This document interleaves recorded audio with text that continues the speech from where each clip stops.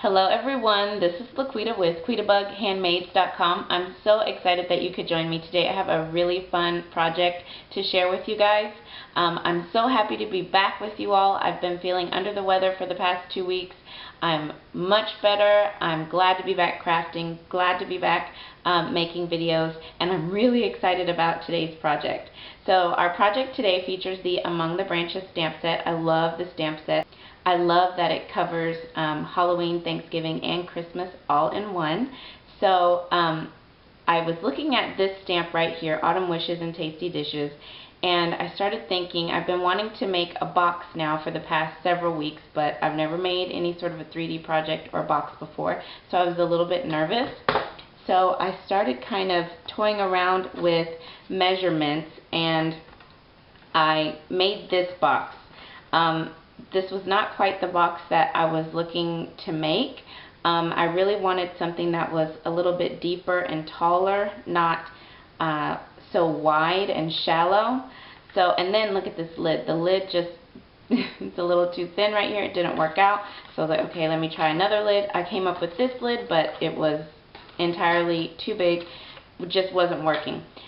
So I kept fiddling around with paper, just using some scrap paper, not my Stampin' Up! Good stuff, and I ended up with this little box. It's a little 2x2 box. It works perfectly. It was just what I was looking for. Tall and kind of deep. It was perfect. So here is what I came up with for today's box. Look at how cute this is. So I used some of our Into the Woods Designer Series paper.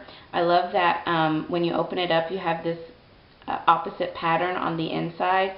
I love that. And then I just added this little Tangelo twist to the top, made my little embellishment, and I think it is so cute. I think it would be perfect to add to your Thanksgiving table with some little treats inside. So I'm going to show you how to make this box today, but I'm going to use a different pattern from that Into the Woods Designer Series paper, and I think you guys are really going to like this. So let's go ahead and get started. Okay, so for the box that we're going to make today, we're using this pattern from the Into the Woods Designer Series paper, and I'm going to use this side of the pattern, but here's what the other side looks like. So either side would be great, but I wanted to use this side. And then we're also using Rich Razzleberry, which is my second favorite. Well, I don't know. It's one of my top favorite Stampin' Up! Colors next to Tangelo Twist. I love both of these colors. So anyway, so Rich Razzleberry and then Into the Woods Designer Series paper. Now before I share the measurements and how to cut everything down, I wanted to show you what I did once I came up with my box. I decided to make a template that I can just kind of keep on hand and refer back to whenever I'm trying to make a 3D project. I really recommend making the template because you're going to make a lot of mistakes as you start preparing your or designing a box. So the template really came in helpful once I came up with my measurements. So this is the bottom portion of the box, and it's cut, for the bottom portion it's cut at 6x6, and then you go in and I'll show you how to cut down the sides and everything, but this is what it will look like after you've scored it and cut everything down. And then the lid is going to look like this after you've scored and cut the sides down. This is how it comes out. So I really recommend that you create a template, and you can keep this on file so that whenever you want to make your box again, you can remember those measurements and you have kind of a visual model to remind you of how to assemble it and cut it and everything. So, like I said, this piece is cut down to 6x6.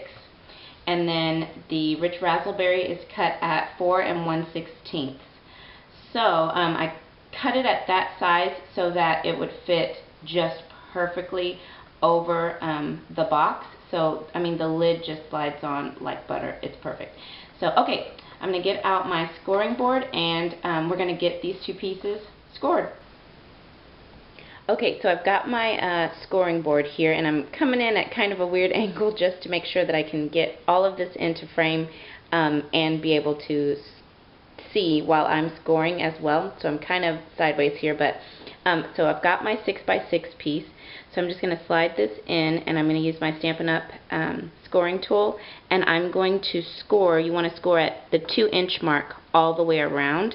And you want to be gentle with your pressure because the designer series paper is a little bit thinner than our regular cardstock, and you don't want to tear it. So I'm just going to score at 2 inches all the way around.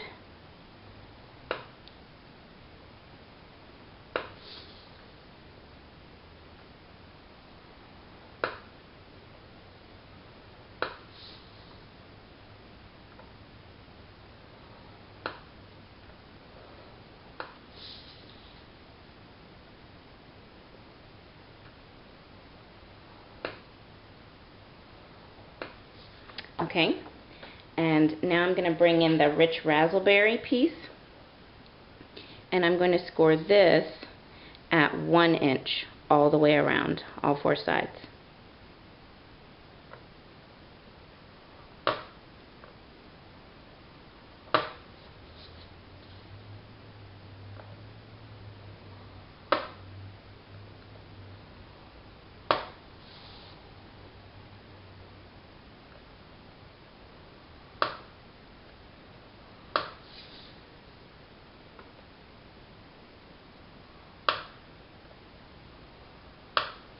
Okay. Alright, I'm going to use my bone folder and start giving these a nice fold here, giving all these score marks a nice fold.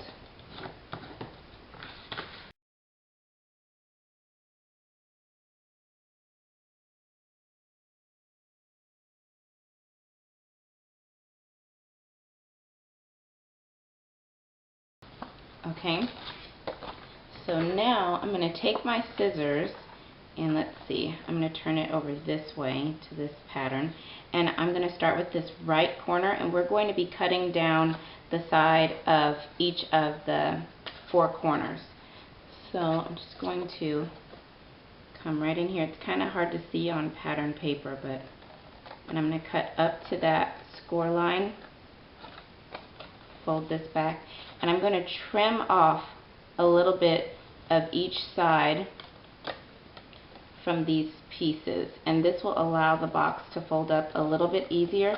And I also found in my trial and error, if you snip a little off the bottom, it helps so that that tab doesn't bump into your wall as you start building up your box. So you want to cut those down too. So I'm just going to rotate it around and do all 4 sides.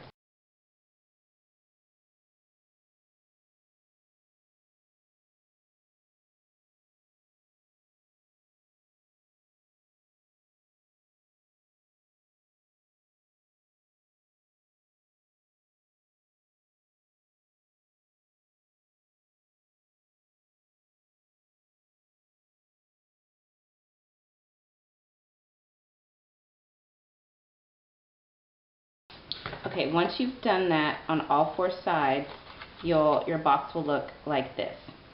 Okay, this is the bottom, so it'll look like this. And now we're going to do the same thing but to our lid. Same exact steps. So cut up in that first right hand corner and then trim.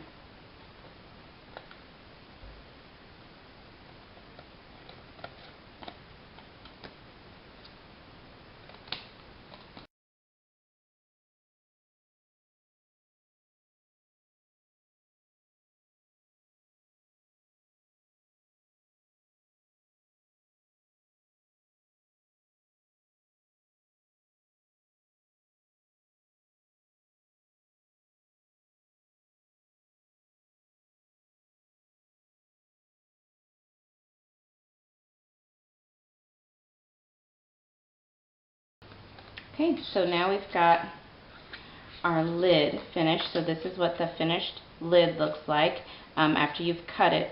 So now I'm going to use my fast fuse. You want to use some sort of a strong adhesive. You could use the fast fuse, the tear and tape, or you could use one of our liquid glue options as well, but I really like the fast fuse for this, and I'm just going to put fast fuse on all the tabs here on these corners so that I can start assembling my box.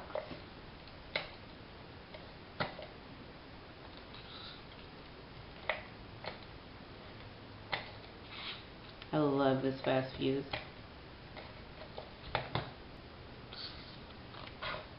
Okay, and now we can start folding in and lining up the corners.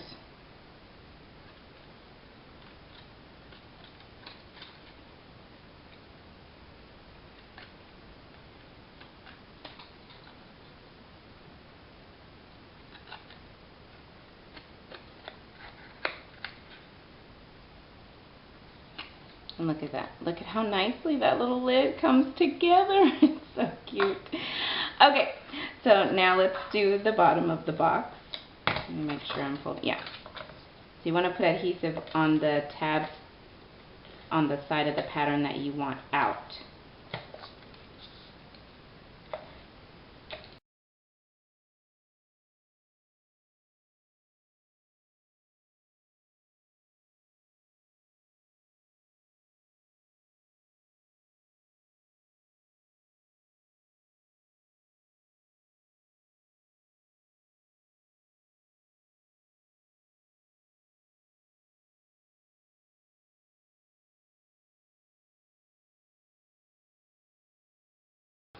Okay, and then now we can just slide our little lid on.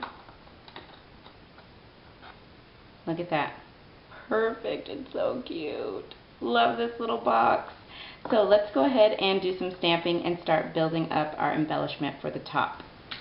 Okay, so for my stamping, again, I'm using that Autumn Wishes from the Among the Branches stamp set. I'm going to bring in my piercing mat for my stamping. I've already got my stamp on the block. Got a scrap piece of Whisper White here, and I'm using Sahara Sand ink. Let me just ink this up.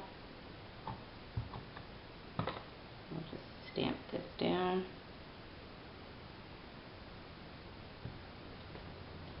Give it a good press.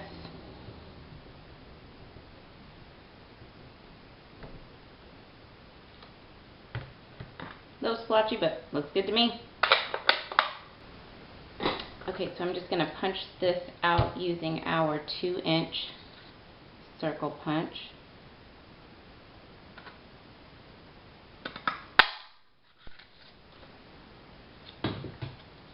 Alright, and then I'm going to use our 2 3/8-inch scallop punch to punch out a scallop using some Tangelo twist. Okay, and these two will be layered together. The other thing that I did is I cut out these two leaves using some old olive cardstock, and I got this die from, it's this large leaf die. This comes from the Flower Fair Framelits dies, and I just ran that through my Big Shot and cut out 2 of those.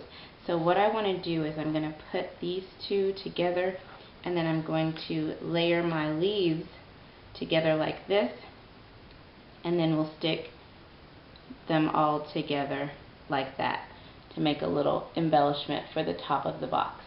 So I'm going to go ahead and get all of these pieces adhered together.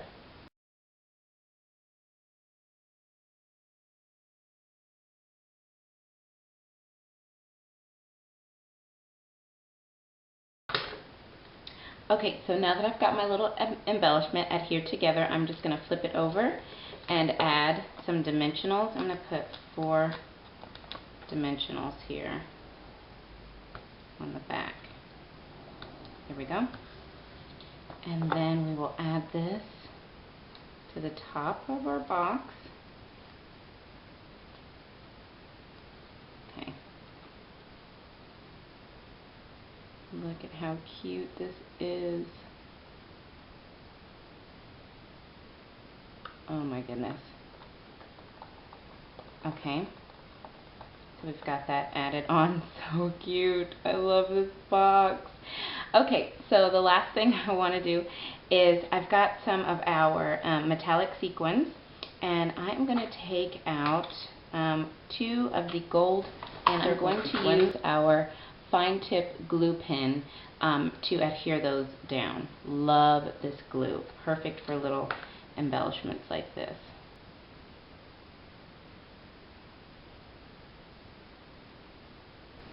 Okay, so here is our finished box. I think it is so cute, and it really is quick and simple, and I mean really easy to make, and it just is adorable. So I think this would look great on your Thanksgiving table. You could put it, you know, on the placemats, or you could even have this at your dessert table with a little treat inside. So let me bring in my other one. So what I found is, okay, I love these little caramel chew things. So I found that in one of these boxes you can fit 12 of these caramel chews. 12 of those fit right inside of this cute little box. And you could have all different patterns sitting out at the dessert table for people to take. So cute. Also, I found that, look what else fits inside of these boxes. The little scented candles by Bath & Body Works, these actually fit perfectly inside of this box. Look at that. Fits in just right. Look at that, you guys. What a cute little gift. You could put an autumn scented candle, so you could even have this as something, or you could give these to coworkers or friends as a Thanksgiving treat. I mean, so many things that you can do with this little 2x2 box. So adorable. So I hope that you guys enjoyed this tutorial and that you will give it a try. If you head on over to my website at quidabughandmaids.com, I have all of the dimensions for this project, along with a full supply list of what I used to complete the box from the video, and I will also list out the supplies that I used to complete this box. So, and there will be clickable links over there, and you can purchase any of the supplies that you saw me use today by visiting my online Stampin' Up! Store. Please let me know if you have any questions. Leave a comment below. Give me a thumbs up on this video, and I will see you guys soon with another project. Thanks, guys. I appreciate you so much. Bye-bye.